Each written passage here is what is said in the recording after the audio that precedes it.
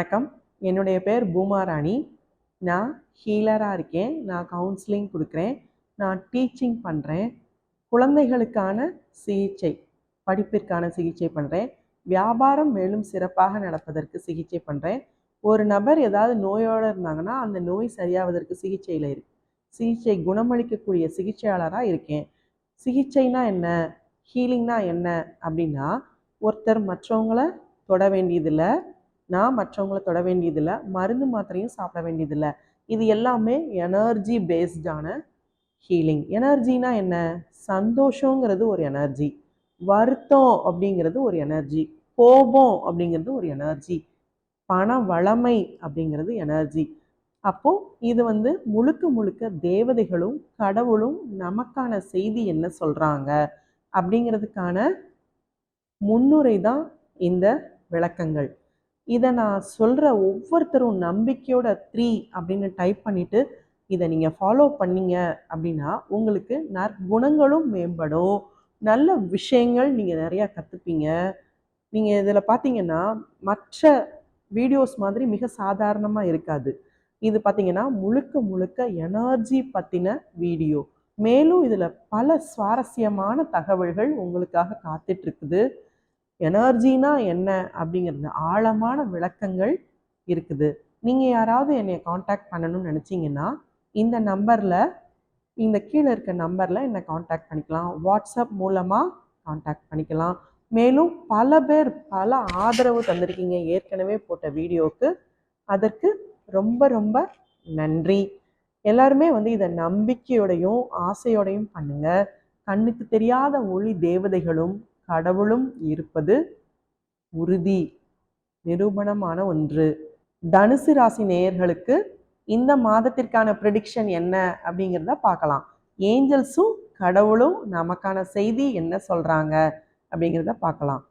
கடவுள் இருப்பது தானே புலனாகிறது. நம்பர் 3 அப்படின்னு டைப் பண்ணுங்க.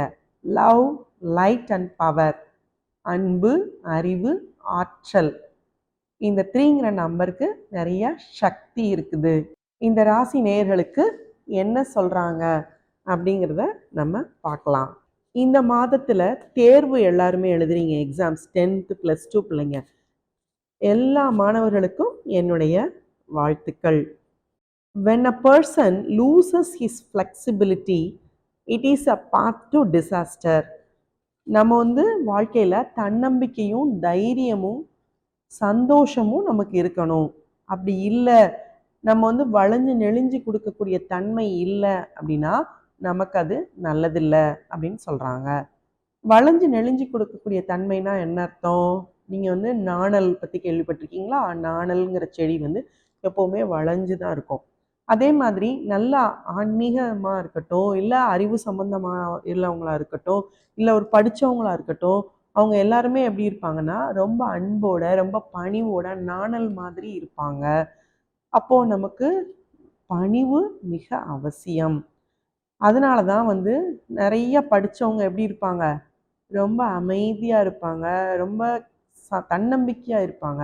நம்மக்கிட்டேருந்து பிடுங்க முடியாதது, எல்லார்கிட்டேருந்து கவர்ந்து இழுக்க முடியாதது என்ன அப்படின்னா கல்வி செல்வம் மட்டும்தான். உங்ககிட்ட பணம் இருக்குது, பொருள் இருக்குது அப்படின்னா என்ன செய்ய முடியும்? மற்றவங்களால எடுத்துகிட்டு போக முடியும். ஆனால் உங்ககிட்ட கல்வி இருந்தது அப்படின்னா மற்றவங்களால என்ன செய்ய முடியாது? திருட முடியாது. ஃப்ளெக்சிபிலிட்டினா என்ன அர்த்தம் அப்படின்னா எல்லா சூழ்நிலையிலையும் நம்ம வளைஞ்சு நெளிஞ்சு கொடுக்கக்கூடிய தன்மை இருக்கணும். வளைஞ்சு நெளிஞ்சு கொடுக்கறதுனா என்ன அர்த்தம் அப்படின்னா அடிமைத்தனமாக இருக்கிறது அர்த்தம் கிடையாது.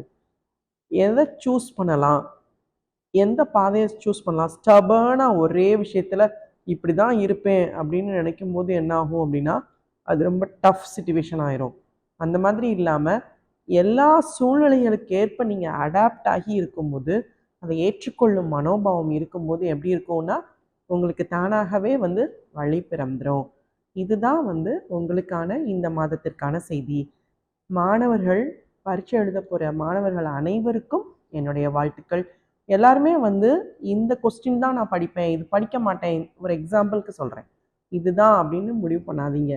எல்லா விஷயத்துலையுமே தைரியத்தோடையும் தன்னம்பிக்கையோடையும் போய் பரீட்சை எழுத போங்க. தேங்க்யூ. நம்பர் 3ன்னு டைப் பண்ணுங்கள்.